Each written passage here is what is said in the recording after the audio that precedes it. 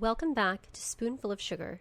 Today's episode on prostate cancer will be hosted by Gary Price, a third-year medical student at the University of Tennessee. Hope you enjoy. Hey future doctors, thanks for tuning in to Spoonful of Sugar, a podcast made for medical students by medical students to help the medicine go down. My name is Gary Price, and I'm a medical student at the University of Tennessee, and I'll be your host today. Do you know anyone affected by prostate cancer? If not, it's virtually inevitable your medical journey will cross paths with patients that are. In the United States, approximately 11% of men are diagnosed with prostate cancer over their lifetime, accounting for 29,000 deaths annually. Worldwide, prostate cancer accounts for about 366,000 deaths each year. So, regardless of the type of medicine you aspire to pursue, it is important for all physicians to recognize the signs and symptoms associated with prostate cancer. I will be asking lots of questions throughout our concise review of prostate cancer, and I encourage you to pause and contemplate at any time. The goal of these questions is to make you think actively about prostate cancer. This is simply a review, so don't be disheartened if you don't know the answer to a question at first, because either way, you will. Keep in mind why you chose this particular episode, and with that, let's talk about prostate cancer. I'd like to add that occasionally, the content that I talk about will transcend the Step 1 exam, and I'll do my best to let you know when that is. But just something to keep in mind, and definitely check with the resources that you use to verify whether or not certain content is on Step 1. Okay, so how did prostate cancer rank in total number of deaths by cancer in the U.S. in 2019? Well, according to the CDC, prostate cancer ranked as the 5th most common cause of cancer death. Aside from non-melanoma skin cancer, prostate cancer is the most common cancer among men in the United States. Do you guys know which demographic has the highest incidence of prostate cancer in the United States? African American males over the age of 65 are most affected by prostate cancer in the United States. Now, do you guys know what signs and symptoms prostate cancer typically presents with?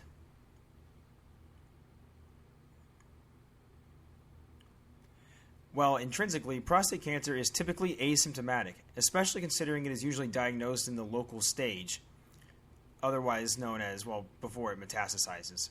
However, there are more frequent certain signs and symptoms when prostate cancer metastasizes, but we'll discuss those later in the episode. Now, is prostate cancer an adenocarcinoma or a carcinoma? Prostate cancer is an adenocarcinoma, as the neoplasm primarily develops from the prostate glands. The prostate is about 30 grams in mass and is mostly composed of glandular tissue. The prostate produces fluid, which constitutes roughly 30 to 35% of semen. Just FYI, the remaining portion of seminal fluid is produced by the seminal vesicles. So, what's the general function of the prostatic contribution to the seminal fluid?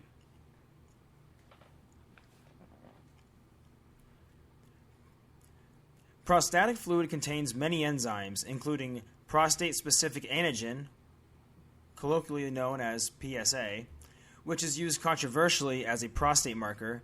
Some of these enzymes function to decrease the viscosity of the seminal fluid. Prostatic fluid also contains citric acid, making the fluid weakly acidic. The weakly acidic prostatic fluid buffers the weakly alkaline seminal vesicle fluid.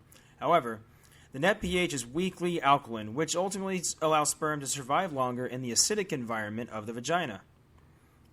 Do you guys know how the prostate gland is stimulated to perform these physiological functions? The prostate gland is stimulated by dihydrotestosterone. This will be important knowledge for when we discuss treatment for prostate cancer later in the episode. Understanding the anatomical location of the prostate is extremely important to completely understand prostate cancer. Let's see what you know already. So, in relation to the bladder and rectum, where is the prostate located?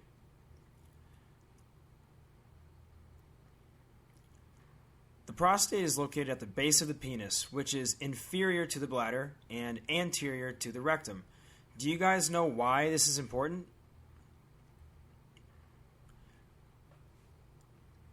Since the prostate is located immediately anterior to the rectum, it allows us to screen prostate cancer with the digital rectal exam. Now, using your knowledge of anatomy we just discussed, which zone of the prostate gland would you be most likely to palpate during a digital rectal exam?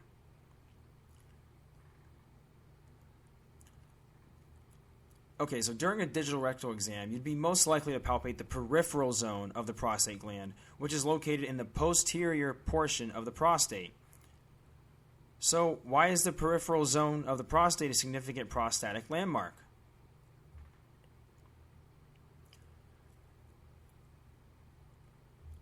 Well, if you didn't know, the peripheral zone of the prostate is the origin of about 70 to 80% of prostate cancers.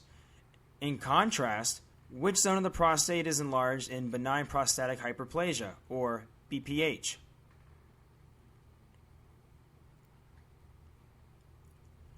In BPH, the periurethral zone of the prostate undergoes hyperplasia. This is why urinary symptoms can present earlier in BPH compared to prostate adenocarcinoma. So going back to the digital rectal exam, what findings might concern you for prostate adenocarcinoma?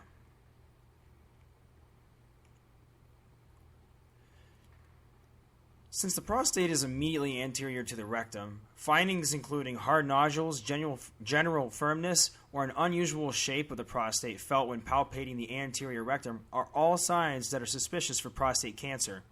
In contrast, which digital rectal exam findings are more suspicious for BPH?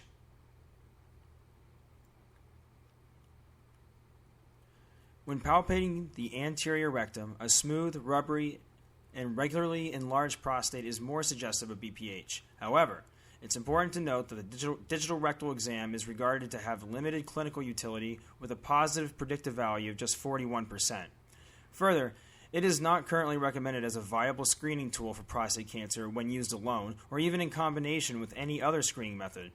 I included the digital rectal exam in this episode for completeness' sake, as it is likely for doctors in training to perform it at some point in their careers. So, now that we know that digital rectal exam is not currently accepted as a valuable screening method, do you guys know which screening method is recommended for detection of prostate cancer?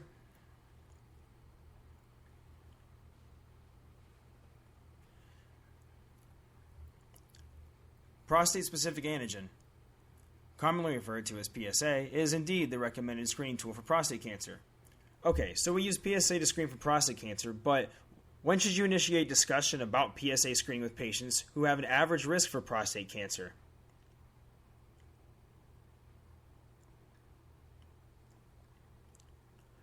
While the data suggests initiating discussion about PSA screening with men at 50 years of age may detect prostate cancer 5 to 10 years prior to clinical manifestations. Discussions about PSA screening should be initiated only if the patient has a life expectancy of at least 10 years. Now, let's talk about screening for patients who have an above-average risk for prostate cancer. Do you guys know which genetic mutation is associated with an increased risk for prostate cancer?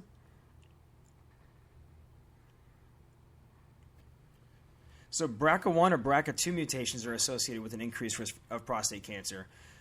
There are varying recommendations for PSA screening in these patients as the specific mutation guides screening decisions. However, generally initiating discussions about PSA screening may be valuable started as early as age 40.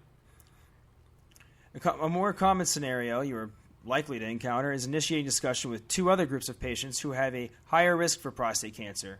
Do you guys know which other two groups of patients have a significantly higher risk for prostate cancer?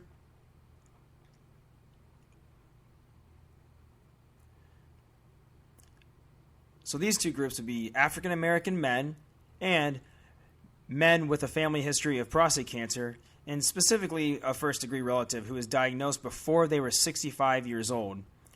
I'd like to preface by saying the specifics of PSA screening recommendations have not historically been featured on Step 1, but I've included them for completeness' sake and to reinforce a general idea that PSA testing is not intrinsically a reliable marker for prostate cancer. It is recommended to initiate PSA screening discussions with patients who fall within the two demographics I mentioned above at age 40 to 45. It's been shown that serial screening, as opposed to one-time screening, increases the sensitivity of positive PSA test results.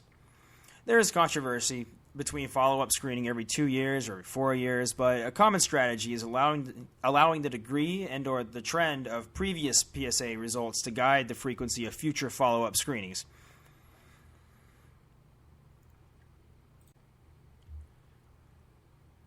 Now, do you guys know when to stop PSA screening in a particular patient?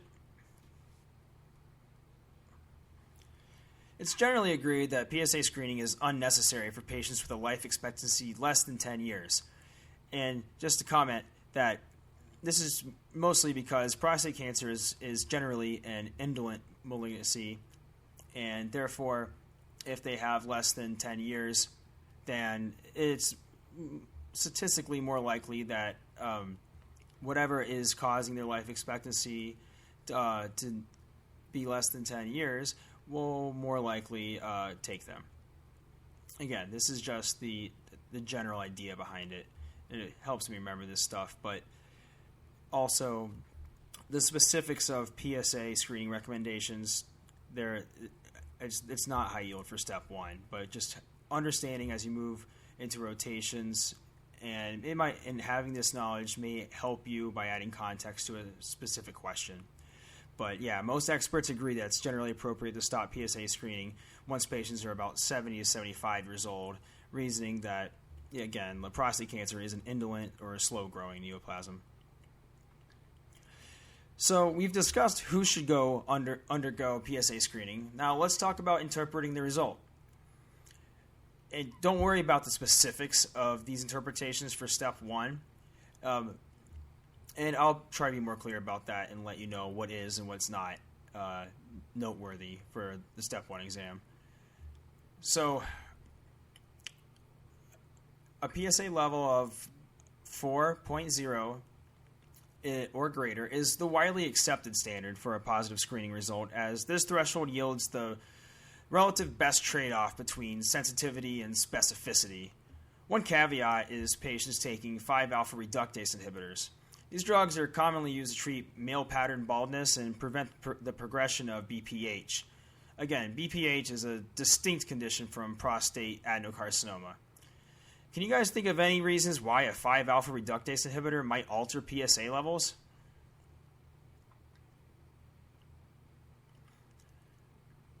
Recall from our normal prostate physiology discussion earlier that the prostate gland is stimulated by the hormone dihydrotestosterone.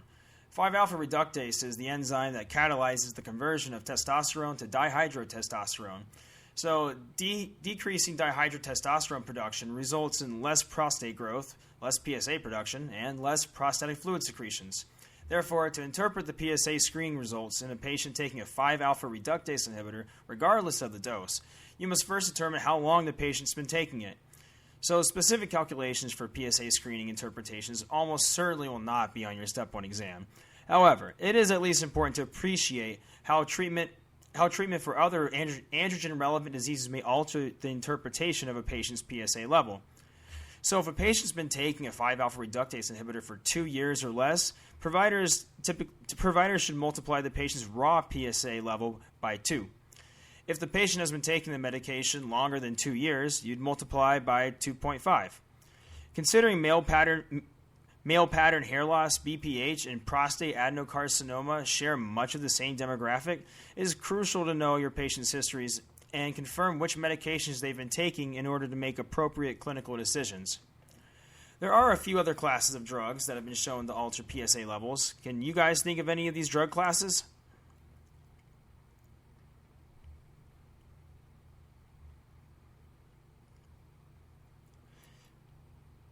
So, while maybe not immediately intuitive, some other drug classes that can alter the PSA level are NSAIDs, acetaminophen, and statins, and there's data supporting their ability to alter these levels. However, unlike 5-alpha reductase inhibitors, there is currently no correction factor to account for PSA changes when taking these drugs. Simply put, it's important to document and remain in context as you monitor PSA changes in these patients over time. Okay, so let's say you now have a patient with a bona fide positive PSA screen.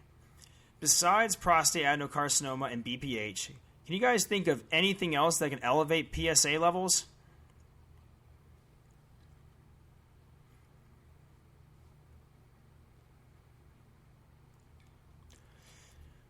Other causes of an elevated PSA include acute and chronic prostate inflammation, or prostatitis, which can occur in the presence or the absence of infection. Perennial trauma is another one, that's including trauma from a digital rectal exam or sexual activity, and also recent ejaculation within 48 to 72 hours of testing can also alter PSA levels, although this is noted to only be a slight increase. So if a patient recently had a prostate biopsy or transurethral resection of the prostate, known as a TURP, how long is it recommended to wait before obtaining a PSA level? Well, the data show waiting at least 6 weeks after one of these procedures is necessary to obtain a reliable PSA test result. As you've likely put together by now, PSA testing is not a perfect system and lacks specificity. Therefore, sufficiently interpreting PSA levels requires an appreciation of each patient's complete context. There's another type of PSA test that helps precipitate prostate cancer from other causes of an elevated total PSA. This is the serum-free and bound PSA test that determines the ratio of free PSA to PSA that's bound to proteins.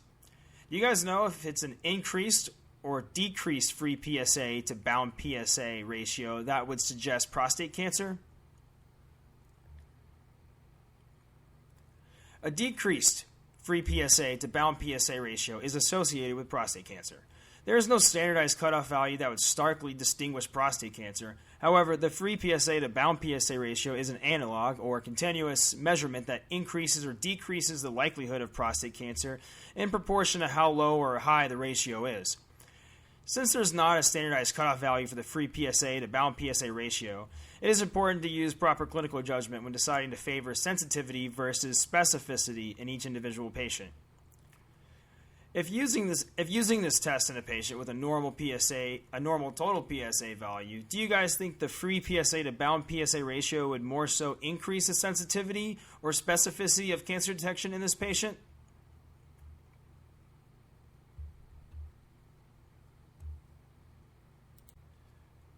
So, for a patient with a normal total PSA value, would having a subsequent free PSA to bound PSA ratio increase the sensitivity or specificity more for cancer, prostate cancer in this particular patient?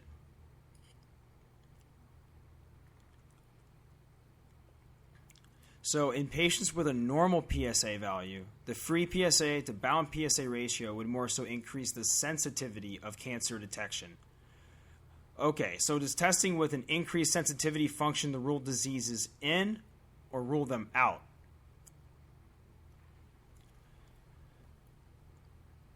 Testing with an increased sensitivity functions to rule disease out.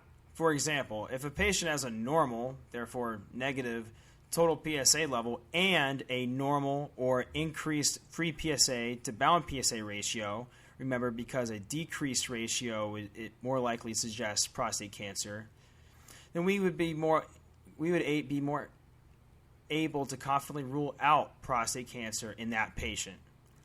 So a mental shortcut you can use is the mnemonic SNOUT and SPIN, which means that highly sensitive testing rules disease out and highly specific testing rules disease in.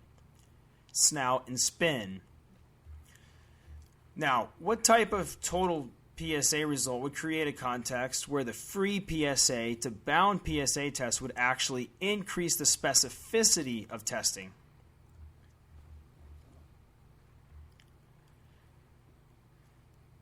In patients with an elevated total PSA, which is 4.0 or greater, following up with a serum free PSA to bound PSA ratio would increase the specificity of cancer detection.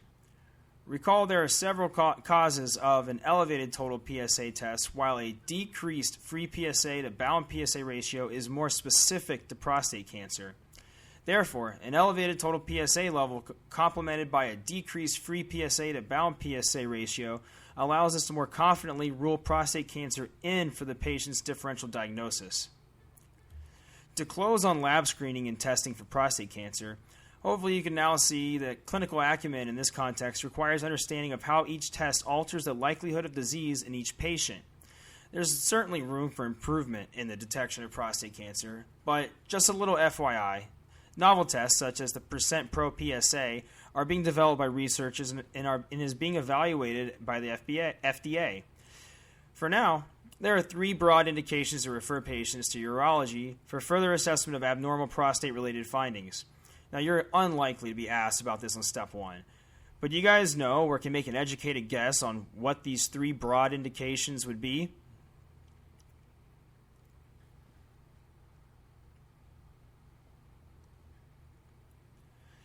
It's recommended to refer patients to urology in the case of 1. A total PSA value of 4.0 or greater. 2. A patient taking a 5-alpha reductase inhibitor whose total PSA value rises by at least 0.5 over any time period. Or 3. Anytime there are abnormal digital rectal exam findings such as nodules, induration, or asymmetry, regardless of total PSA levels. Okay guys, we've talked a lot about prostate cancer, but have yet to talk about managing patients who have actually been diagnosed with prostate cancer. Do you guys know how prostate cancer is diagnosed? A diagnosis of prostate adenocarcinoma almost always requires biopsy and histological interpretation of the specimen. The most common method is a needle core biopsy under ultrasound guidance, which involves obtaining 12 tissue samples from various sites randomly distributed among the prostate. So, do you know what framework is used to interpret the biopsy specimen in the context of prostate adenocarcinoma?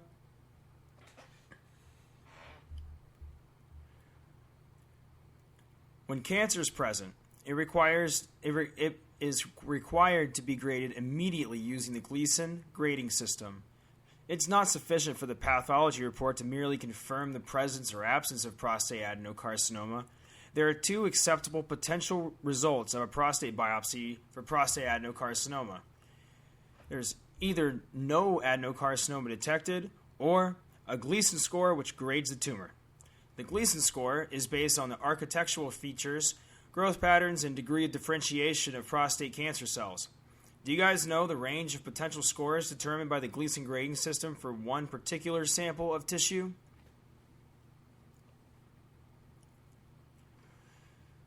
So using the Gleason grading system, tumors are graded from 1 to 5. A grade of 1 represents prostate cancer cells being the most differentiated, while a grade of 5 represents the least differentiation. Now, let's take a step further in understanding the Gleason score. Remember, the most common method to biopsy a prostate for suspected adenocarcinoma is to take 12 tissue samples among the entire prostate. The final Gleason score involves adding the 2 most prevalent differentiation patterns. The most prevalent grading pattern is called the primary grade, and the second most prevalent is the secondary grade. I wouldn't worry too much about this for step 1, but allow me to quickly illustrate how the Gleason score is determined. Recall that each individual site is graded between 1 and 5, and typically 12 samples of prostate tissue are taken. Now, let's say you've been given 6 of these tissue samples a grade of 3. 3 of the samples were grade 4. 2 samples are grade 5. And 1 sample, let's say, was grade 1. From this biopsy specimen, which 2 grades will we use to calculate the Gleason score?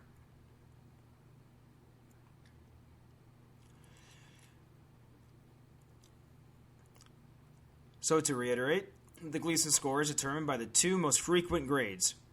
So we had 6 samples that had a grade of 3, and we had 3 samples that had a grade of 4. Therefore, we'd add 3 plus 4, which sums to a composite Gleason score of 7. So, you guys think our hypothetical patient has prostate adenocarcinoma? The answer is yes. It is generally accepted that a composite Gleason score of 6 to 10 is sufficient for an official diagnosis of prostate adenocarcinoma. Pathologists generally do not diagnose prostate cancer in patients with Gleason scores of 2 to 5. Therefore, you should remember that a composite Gleason score of 6 to 10 is virtually always required to diagnose a patient with prostate adenocarcinoma. Now, this is unlikely to be on step 1. But something to keep in mind is there are significant differences in patients sharing the same combined Gleason score. For example, Our hypothetical patient received a primary grade, again, that's the most frequent grade, of 3, and a secondary grade, which, again, is the second most frequent grade, of 4. So a primary grade of 3 and a secondary grade of 4. If these were reversed, and the patient instead had 6 samples of grade 4 and 3 samples of grade 3, do you think their clinical outcome would be significantly different? Actually, yes. The Gleason Score of 7 is divided into grade group 2 and grade group 3. Our original hypothetical patient with a primary grade of 3 and secondary grade of 4 would fall under grade group 2. However, if the patient had a primary grade of 4 and a secondary grade of 3, they would fall under grade group 3. It's important to make this distinction as data show that patients categorized as Gleason Score 7, grade group 3 have statistically significant worse clinical outcomes when compared to grade group 2. Again, I would not expect this to be on step 1, but something to keep in mind, especially moving forward in your training. Hopefully now you have more of an appreciation for how prostate cancer is graded. Next, let's talk about staging. Staging of prostate cancer involves using the TNM, or Tumor Node Metastasis System. TNM staging is good to know for step 1, especially for Hodgkin lymphoma. However, in this context, I would recommend appreciating but not memorizing the specifics of prostate cancer staging.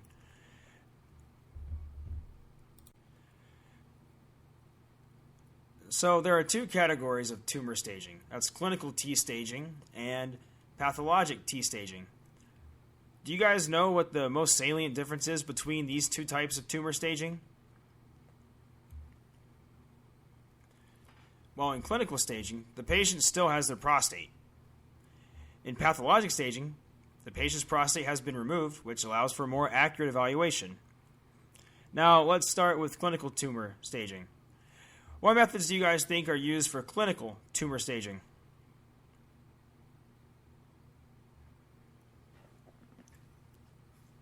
Well, as you might suspect, clinical methods are used for clinical tumor staging.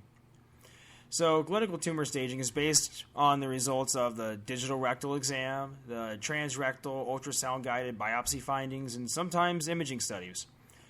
Clinical tumor staging ranges from T1 to T4, and the specifics of these are not likely to show up on step 1, just FYI. But in T1, lesions are not palpable. In T2, lesions are palpable, but they appear to be confined to the prostate. In T3, lesions extend through the prostatic capsule. In T4, tumors are fixed to or invade adjacent structures. There are substages for each tumor stage, so I'd encourage you to look further into those if you're interested. Clinical tumor staging is necessary when planning initial treatment. However, clinical tumor staging has been shown to have potential for underestimating the extent of disease. On the other hand, pathologic tumor staging is a more accurate method and ranges from T2 to T4. And in pathologic tumor staging, T2 lesions are defined as being confined to the prostate, while T3 lesions have extended beyond the prostate, and T4 lesions are fixed or have invasion of adjacent structures other than the seminal vesicles. Okay, so moving on, node or N staging is simpler in structure. Both clinical and pathologic N staging results in one of 3 possibilities. If the regional lymph nodes have not been assessed, the end stage is NX. If the regional lymph nodes are not involved, the end stage is N0. If the regional lymph nodes are involved, the end stage is N1. All right, guys, where are the regional lymph nodes of the prostate?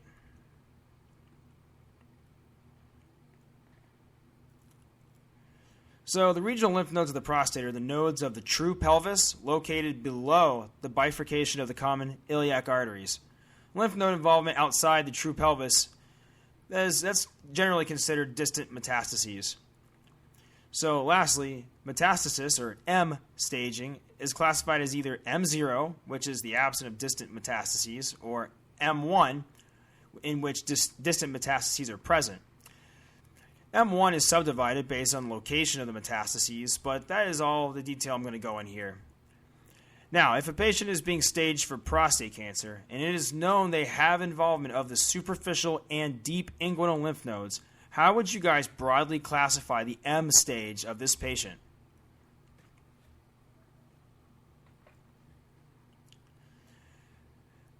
This patient should be classified as M1, as the superficial and deep inguinal lymph nodes lie outside of the lymph nodes of the true pelvis. So this seems like a nice segue to talk about the most common sites of prostate adenocarcinoma metastases. Besides the lymph nodes, do you guys know which type of tissue prostate cancer most frequently metastasizes to?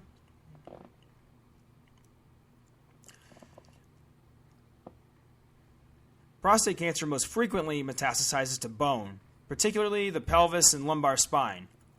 Okay, so once prostate cancer has metastasized to bone, what do we expect, blastic or lytic lesions on imaging? Prostate cancer characteristically causes blastic bone lesions, and I think that is important to know for step 1. What other metastatic cancer can create blastic bone lesions? So actually, breast cancer, when metastasized to bone, is known to cause blastic bone lesions. Generally, virtually all other cancers are considered to cause lytic bone lesions.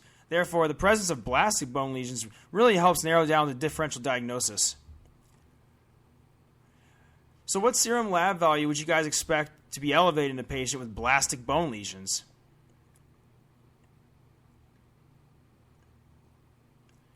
So typically, alkaline phosphatase would most likely be elevated due to increased activity of osteoblasts. Metastatic prostate cancer to the bone will most commonly be manifested in the patient by lower back pain or pelvic pain that is constantly present. So, what is the initial treatment for patients in this condition? In this condition being metastatic prostate cancer that's metastatic to the bone. What's the initial treatment? Initial treatment of patients with prostate cancer that's metastatic to the bone is with systemic anti-cancer therapies such as abiraterone with prednisone, enzalutamide, radium-233, docetaxel, cabazitaxel, and methoxytrone. Now, all these medications have been shown to reduce bone pain in patients with prostate cancer.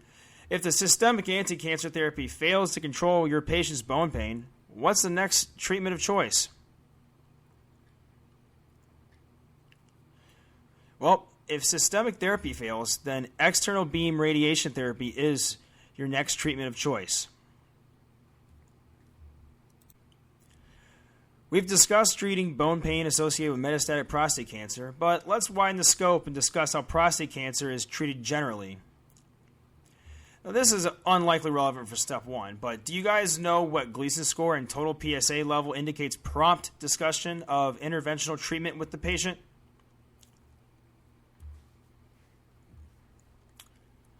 A Gleason score of 7 or total PSA of 10 or greater are indications to begin treatment. Please note that a tumor stage of T2B to T2C also indicates recommendation for treatment initiation, but we didn't cover that level of detail earlier to remain with the goals of this episode.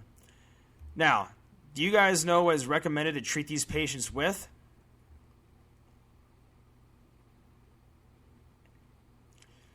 So for patients that have just breached the threshold of intermediate risk, quote unquote, which is defined by the values I stated just a few moments ago, treatment should be initiated with external beam radiation therapy, preferably in combination with androgen deprivation therapy to mitigate or prevent recurrence or also prevent disseminated disease. For more aggressive treatment, these patients may elect to undergo radical prostatectomy with pelvic lymph node dissection. Clinical judgments used at this intermediate stage, as certain favorable nuances may indicate continued active surveillance as a more appropriate option. So generally, the majority of prostate cancer is treated with radiation therapy and androgen deprivation therapy. You may refer to castration-sensitive or castration-resistant prostate cancer, and castration can be achieved either surgically or medically. Do you guys know which classes of drugs are used to induce medical castration?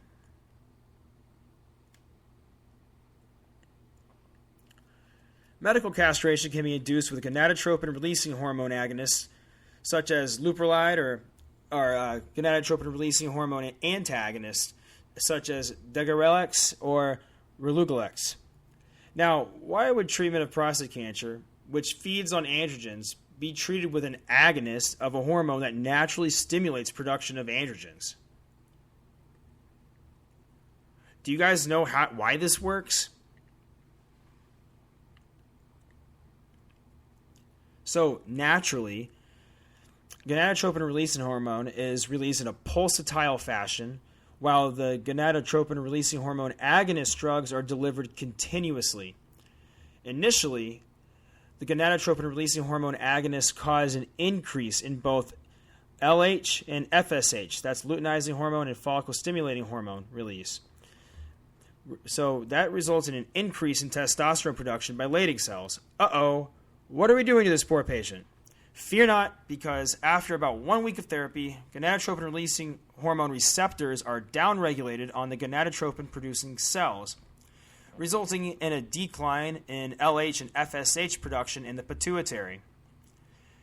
Do you guys know how long it takes for gonadotropin-releasing hormone agonists to achieve castration levels of LH and FSH?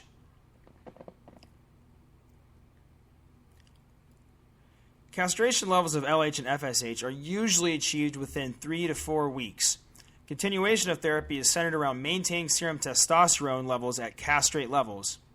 Within the first few days after gonadotropin-releasing hormone therapy is initiated, the transient rise in LH can cause an uncommon adverse effect called the flare phenomenon. Do you guys know what symptoms are associated with the flare phenomenon?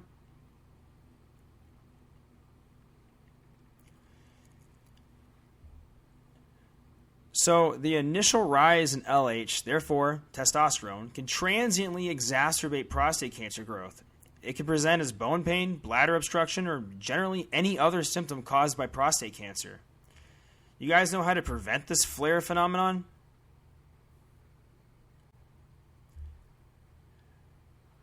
The flare phenomenon is prevented with 2 weeks of anti-androgen therapy upon initiation of gonadotropin-releasing hormone agonist therapy. As you might imagine, using gonadotropin-releasing hormone antagonists avoids the flare phenomenon. Do you guys remember the names of the 2 gonadotropin-releasing hormone antagonists I briefly mentioned earlier? The 2 notable gonadotropin-releasing hormone antagonists are degarelix and relugolix. Degarelix is administered via monthly injections, while relugolix is an oral drug taken once daily. The dosing schedules of these drugs are unlikely to show up on step 1. Just FYI. Okay, so considering we have multiple options, do you guys know which class of hormonal drugs is currently recommended as first-line androgen deprivation therapy for prostate cancer?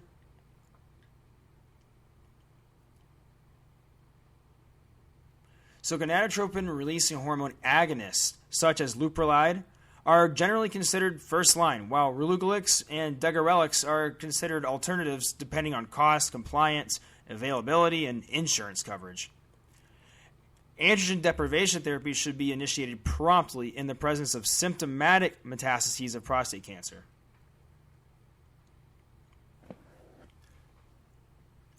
Alright guys, I hope you now feel more confident about your understanding of prostate cancer. Thank you for hanging in there with me. I'd like to close with a few questions and take-home points to make sure you retain this information and get the most out of your time spent with me today.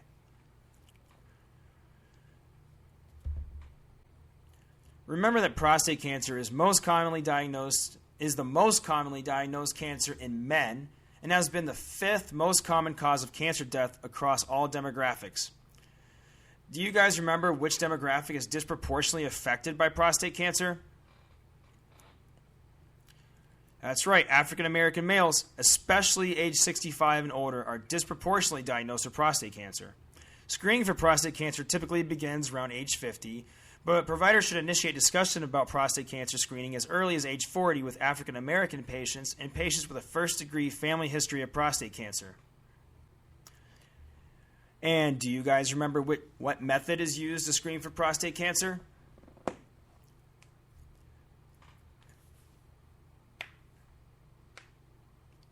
Yep, prostate cancer is typically screened with a total PSA. Remember, an elevated total PSA is not specific to prostate cancer and by no means is used to diagnose prostate cancer. Do you guys remember how prostate cancer is diagnosed? Prostate cancer is diagnosed by biopsy and is immediately graded using the Gleason Score. Typically, a Gleason score of 6 or greater is sufficient for an official diagnosis. When prostate cancer metastasizes beyond the regional lymph nodes, where does it most commonly metastasize to in more advanced disease?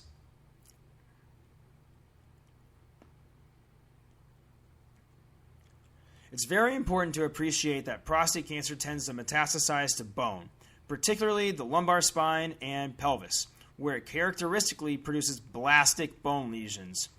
And I'm not sure if that's high yield, but that is something very important to know, and it can help you really narrow down your differential and virtually just by the demographic of the patient. So, blastic bone lesions, think first, especially in the male, think prostate cancer, and it has been shown that breast cancer can cause blastic bone lesions as well.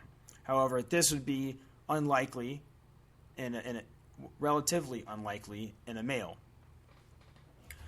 When this happens, patients will report the bone pain, and it's virtually constant in timing and severity and independent of physical activity. So being independent of physical activity is also helpful to know when answering questions. I want to emphasize that prostate cancer bone metastases create blastic bone lesions. Really, guys, I'm serious. Since, again, most other cancers with bone metastases create lytic bone lesions. And when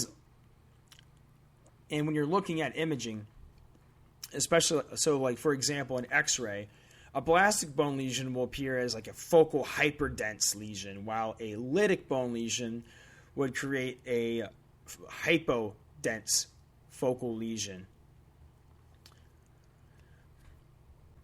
One important differential diagnosis that personally came to mind is multiple myeloma. So it typically has a lot of overlap in the demographics of multiple myeloma and prostate cancer, but multiple myeloma presents with lytic bone lesions, while prostate cancer has the blastic bone lesions. And also in multiple myeloma, you would look for other findings such as hypercalcemia and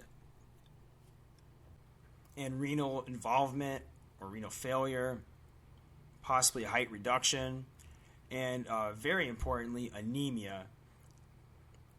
Now, the anemia in multiple myeloma, it may be due to decreased bone marrow from these lytic lesions, or decreased erythropoietin production from the renal involvement / renal failure in patients with multiple myeloma. So it's a good way to distinguish the two diseases.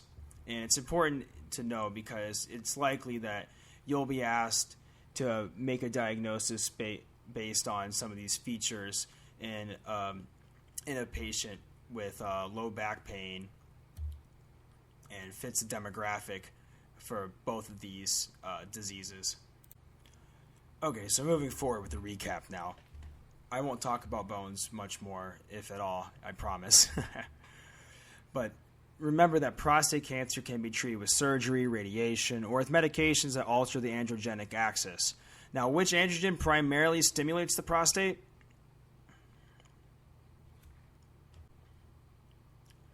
That's right. The prostate is stimulated by dihydrotestosterone, an androgen that can be synthesized from testosterone via the enzyme 5-alpha reductase. Last question, guys. Let's say you decide to treat a patient with prostate cancer using medical castration to quiet their androgenic axis.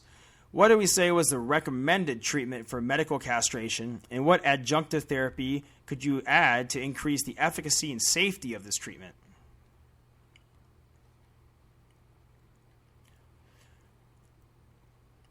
You got it. For medical castration, a gonadotropin-releasing hormone agonist such as leuprolide is used, and a gonadotropin-releasing hormone antagonist such as degarelix or relugolix is recommended as an adjunct for the first 2 weeks to prevent or mitigate an acute exacerbation of prostate cancer. A major difference between gonadotropin-releasing hormone agonist therapy and normal physiologic gonadotropin-releasing hormone release is that the agonist therapy involves continuous stimulation of the anterior pituitary, which downregulates gonadotropin-releasing hormone receptors over time. In contrast, in normal physiology, gonadotropin-releasing hormone is released in a pulsatile fashion, which does not typically downregulate gonadotropin-releasing hormone receptors.